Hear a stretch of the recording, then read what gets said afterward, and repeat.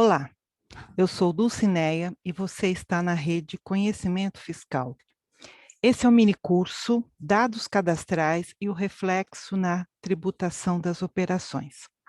Vamos abordar os reflexos dos dados cadastrais na tributação das operações com mercadorias, com orientações sobre os cuidados necessários nas negociações entre clientes e fornecedores. Muitos dos erros que ocorrem na emissão de notas fiscais poderiam ser evitados se as informações obtidas nas negociações fossem melhores. E depois que a nota fiscal foi emitida, nem sempre é possível resolver o problema como nós gostaríamos. Os minicursos são abordagens rápidas sobre assuntos específicos. Não há intenção de esgotar o tema e também não é uma posição definitiva. A proposta é compartilhar algum conhecimento e, se possível, levantar questões para o aperfeiçoamento do profissional da área fiscal. Vamos ao tema.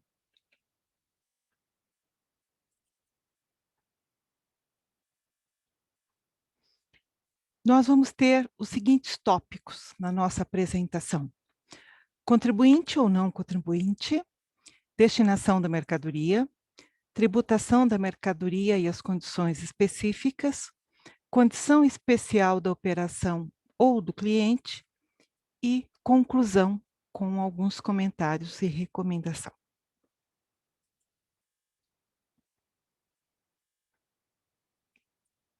Contribuinte ou não contribuinte?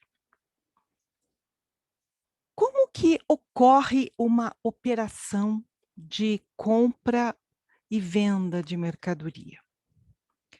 Nós temos o nosso fornecedor, que tem uma mercadoria para ser vendida. Do outro lado, nós temos o cliente, que é quem vai procurar comprar essa mercadoria. Esse cliente tem uma necessidade que coloca em um pedido. Normalmente, esse pedido é feito em contato com o vendedor, né, com o profissional da empresa que vai fazer a venda. Esse pedido é Esse pedido é encaminhado para o fornecedor. O fornecedor, muitas vezes, tem algum tipo de análise em relação à capacidade de pagamento do cliente, a verificação quanto à sua regularidade.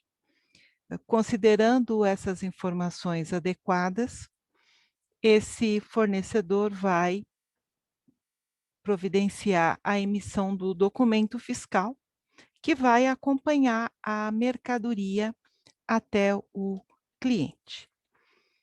Está previsto na legislação da nota fiscal eletrônica que, tão logo seja recebida a autorização de uso, esse fornecedor deve encaminhar o arquivo XML para o cliente. Ao receber esse arquivo XML, esse cliente deveria conferir e, caso observasse qualquer erro, qualquer problema, esse cliente deveria comunicar o fornecedor desse problema encontrado. Consequentemente, esse fornecedor deveria cancelar essa nota e emitir uma outra com as informações corretas. Só que, infelizmente, isso é teoria, porque na prática, nem sempre o cliente faz essa análise do arquivo XML, como está previsto na legislação, e, consequentemente, se existe algum erro na emissão desse documento, só vai ser observado no momento que essa mercadoria chegar na empresa. Ah, mas o programa da nota fiscal eletrônica não faz a verificação de erros?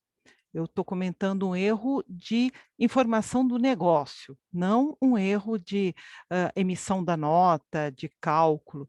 A nota fiscal eletrônica, ela é validada pela Secretaria da Fazenda, ela não é conferida. Se existe alguma informação errada proveniente de cadastro de dados passados pelo cliente, a Secretaria da Fazenda não tem como validar isso. Então, emitida a nota fiscal, nós vamos ter a remessa da mercadoria até o cliente. Normalmente, chegando no cliente, deve ocorrer uma conferência. Lá nas áreas de recebimento, essa conferência muitas vezes é física, é verificado o documento que está sendo recebido, com a quantidade do material, com o que foi colocado no pedido e, consequentemente, estando tudo ok, nós temos a entrada dessas informações em um sistema ou a é passado esse documento para uma área que vai alimentar as informações no dos dados para contabilização, para escrituração fiscal e etcétera. Então essa informação depois vai lá para o departamento de contas a pagar. Esse departamento de contas a pagar vai fazer a ordem de pagamento para o fornecedor e todos viverão felizes para sempre. Só que nem sempre a coisa é assim. Porque aquele erro que pode não ter sido observado no recebimento da mercadoria, ele vai ser constatado posteriormente pela área de contas a pagar, ou pela área fiscal, ou pela área contábil.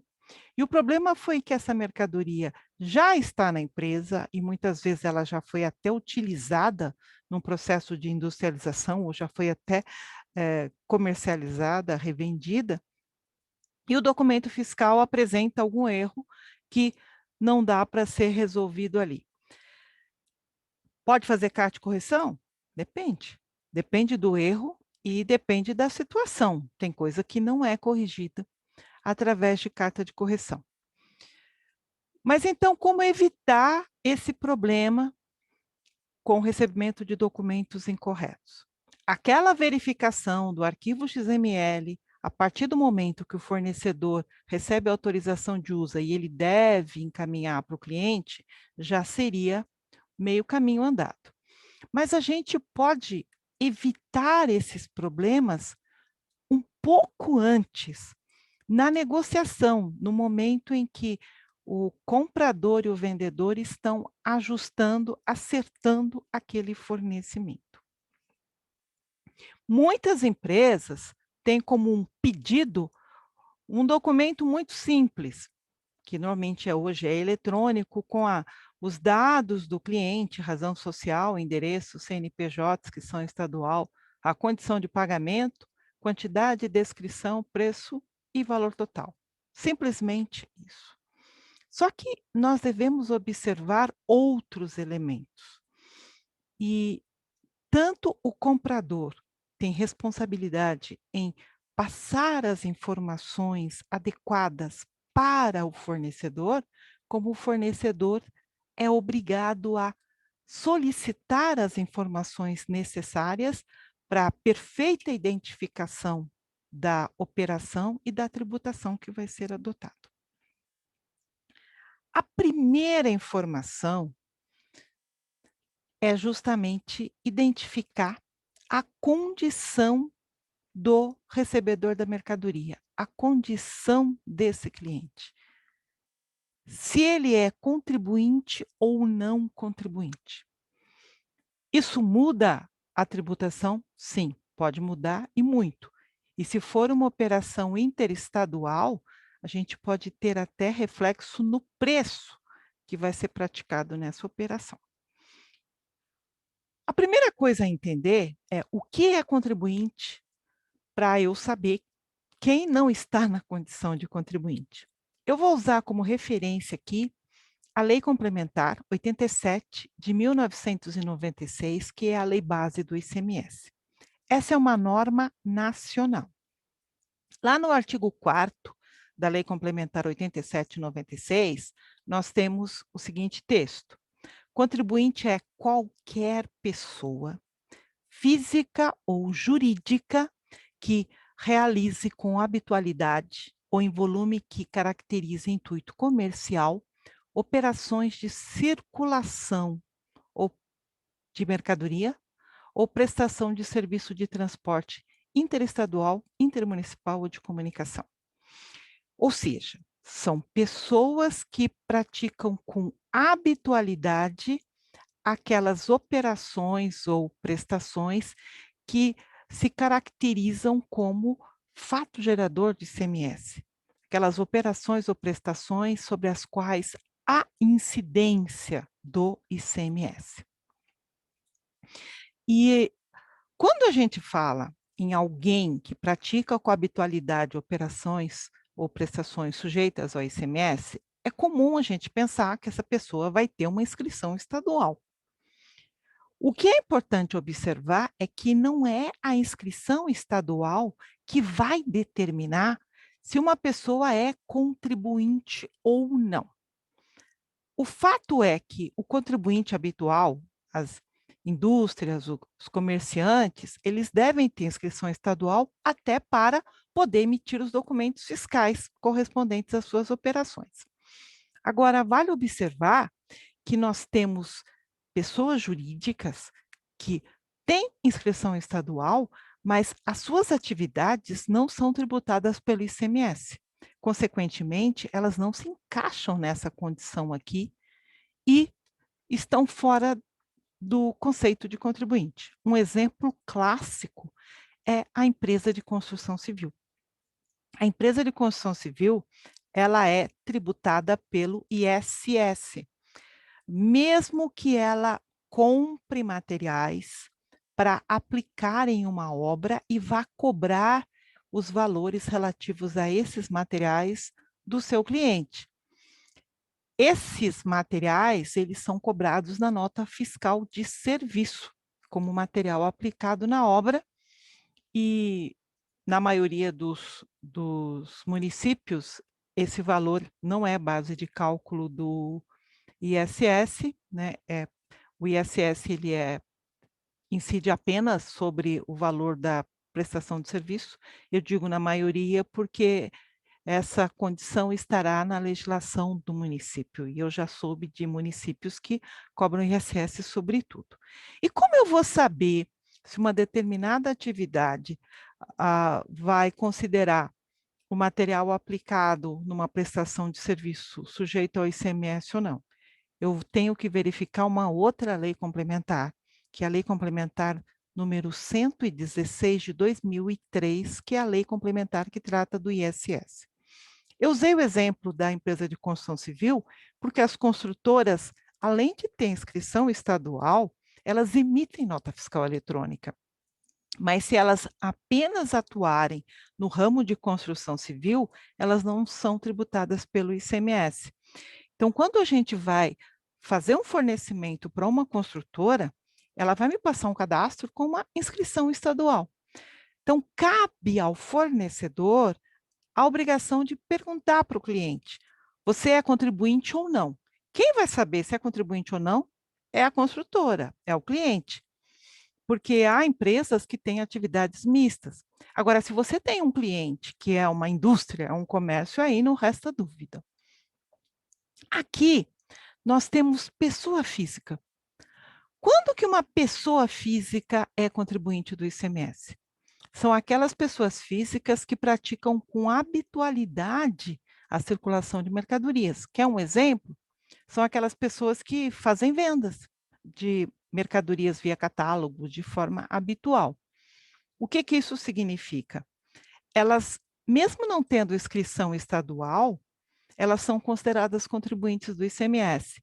E caso esses materiais que elas comercializem, como é o caso de cosmético, tendo substituição tributária, elas serão tratadas como um contribuinte e a venda para elas terá incidência do ICMS retido por substituição. Tanto que a gente tem a substituição tributária prevista na venda porta a porta, né? Tudo que é vendido por catálogo, o fabricante ou fornecedor tem que considerar o ICMS devido nessa operação, que seria a operação de venda para o consumidor final. Então, aqui eu tentei passar, né, um esclarecimento rápido sobre quem é contribuinte ou não. Então, no nosso cadastro de vendas, sempre deve ter lá um campo com a informação, contribuinte ou não. É o cliente que tem que declarar isso. Esperamos que ele saiba da condição dele de contribuinte ou não, né? No regulamento do ICMS dos estados, a gente vai encontrar uma definição para contribuinte semelhante a essa da Lei Complementar 87 de 96. Eu estou mostrando aqui para vocês a, o texto que consta no regulamento do ICMS do Estado de São Paulo, lá no artigo 9º, que é o mesmo lá da lei complementar, né? Contribuinte do imposto é qualquer pessoa, natural ou jurídica, natural é a pessoa física, né? Que de modo habitual, o volume que caracteriza o intuito comercial, realiza operações relativas à circulação de mercadorias ou preste serviço de transporte interestadual ou intermunicipal ou de comunicação. No regulamento do ICMS, nós temos no artigo 10 outras condições para contribuinte, que mesmo sem habitualidade ou intuito comercial, praticam essas operações ou prestações que estão citadas. Nós também temos esse texto lá na lei complementar. Aqui são aquelas situações em que o recolhimento do ICMS é feito no momento que está sendo praticada aquela ação. No caso de importação, se você é uma pessoa física, fez uma importação apenas, e a sua importação esteja fora daquele limite da isenção, você vai ter que recolher o ICMS, mesmo que seja uma importação para uso próprio. Isso vale tanto para pessoa física ou uma empresa que seja prestadora de serviços, tributadas apenas pelo ISS. Então, são essas situações que estão no artigo 10, que são exceções. Não é habitual, não tem intuito comercial. O que nos interessa, como eu estou falando da cadastro, é esse conceito aqui do artigo 9º. Aqui no caso de ICMS de São Paulo, né?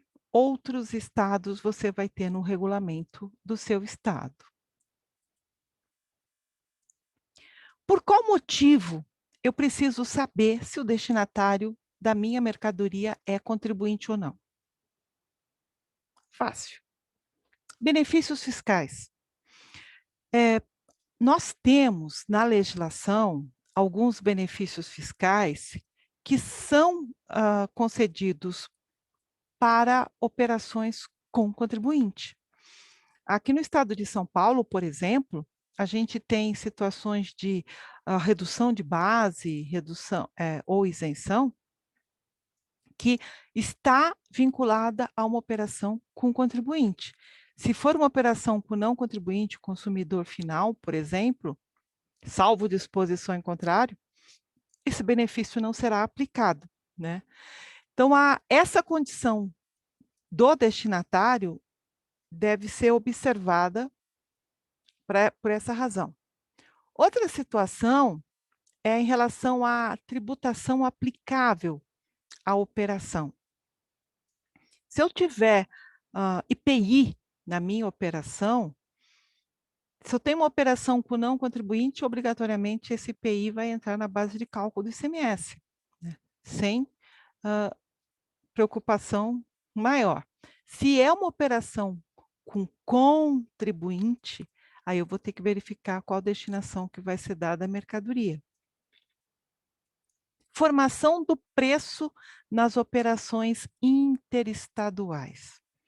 Já ouviram falar num tal de DIFAL, que é o diferencial de alíquota, que é a diferença entre a alíquota praticada na operação interestadual e a alíquota vigente na operação interna no estado de destino.